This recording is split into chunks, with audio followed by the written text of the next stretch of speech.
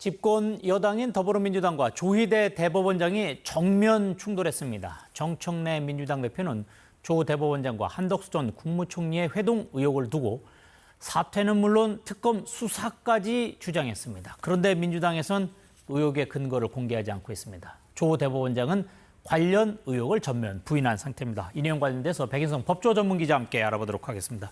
어서 오세요. 자, 백 기자, 지금 민주당이 제기한 의혹 관련돼서 그 내용이 어떤 건지 좀 정리해 주시죠. 네, 부승찬 민주당 의원이 16일에 국회 대정부 질의에서 제기한 의혹인데요. 네.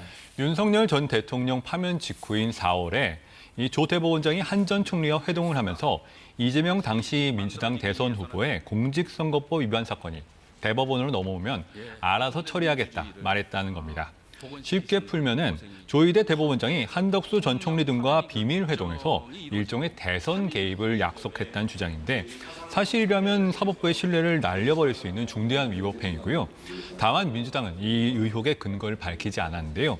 조 대법원장은 어제 입장문을 내고 한 전 총리와는 물론 외부의 누구와도 논의한 바가 전혀 없다 이렇게 밝혔습니다.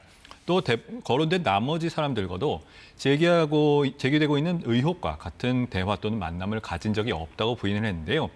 법원은 이 사건을 특검 사건 재판부에 법관 한 명을 더 배치하는 등으로 이 사건 속도를 늘리기로 했습니다. 자, 지금 대법원장은 전면적으로 부인한 상태입니다. 하지만 이제 정치권에서는 또 조국 혁신당에서는 야, 이거 탄핵 사유까지 되는 것 아니냐 이렇게 이제 주장하고 있어요. 어떻습니까? 이게 실제 탄핵될 수 있는 상황입니까? 이론상으로는 지금이라도 가능합니다. 왜냐하면 여권인 더불어민주당과 조국혁신당은 이미 과반수를 넘어섰기 때문에 네. 대법원장 탄핵안 같은 경우에는 3분의 1 발의 그리고 과반 의결이기 때문에 언제라도 대법원장의 직무 정지가 가능한 것이죠.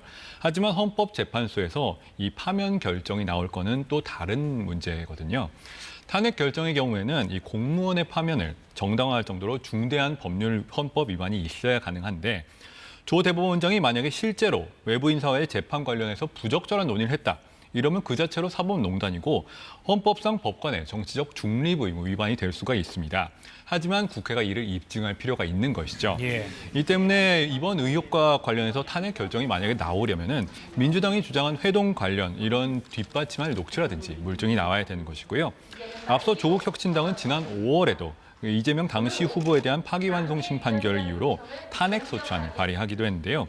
이는 재판 내용을 공직자의 중대한 법률 위반으로 보는 건데 이를 인정하면 사실상 사심제가 돼버리기 때문에 인정이 좀 어려울 것이다. 이런 게 법조계 예상이었습니다. 그렇다면 지금까지 사례로 봤을 때 대법원장이 탄핵된 경우가 있습니까?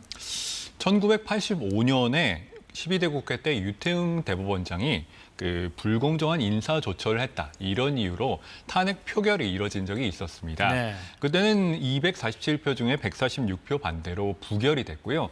그 이후에는 전례를 찾아볼 수가 없습니다. 대법원장이 아닌 법관으로 범위를 넓히면 2021년에 임성근 부산고법 부장판사가 탄핵 소추안이 통과된 사례가 한 차례 있었습니다. 네, 그렇군요. 어제 정청래 민주당 대표가 이런 얘기를 했습니다. 조 대법원장에게 떳떳하면 특검의 수사를 받아라.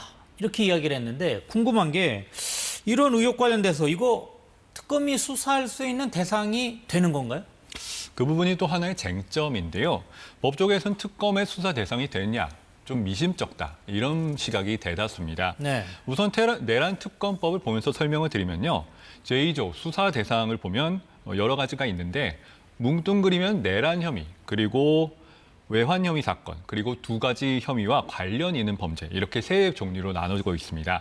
그리고 여기서 관련 사건이라는 거는 내란 외환 범죄, 그리고 이와 관련된 범인은닉, 증거인멸 등 증거물 관련 범죄나 범죄 수익 관련 범죄, 그리고 동일 목적 수당 결과 관계 범죄 이렇게 세 가지인데요. 말이 조금 어려운데 이 내란 외환죄라는 목적을 달성하기 위한 수단이 되거나 그 결과로 발생한 범죄란 뜻입니다. 예. 그런데 이번에 나온 조희대 대법원장 관련 의혹은 특정 재판에 관한 개입 그리고 정치 중립성 위반에 관한 것이어서 얼핏 봐도 내란 외환죄는 좀 거리가 멀어 보이고 예. 또 관련 사건인지 봐도 증거물이나 범죄 수익 관련 범죄는 아니거든요. 이 때문에 직접적 관련성을 낮다고 보는 법조인들이 상당수입니다. 예. 내란 특검팀도 브리핑에서 이 의혹이 이 수사 대상에 들어간지 검토할 필요가 있다고 신중한 입장을 보였습니다. 최근에 그 특검법이 개정됐었잖아요. 뭐 이런 거 관련돼서도 뭐 또 법을 개정하면 뭐 대상이 되는 거 아닌가 하는 생각이 들 수도 있는데 어떤가요? 말씀 주신 대로 특검법을 개정하면 이론적으로는 가능합니다. 네. 앞서 말씀드린 것처럼 여당이 그 과반 의석을 가지고 있기 때문에요.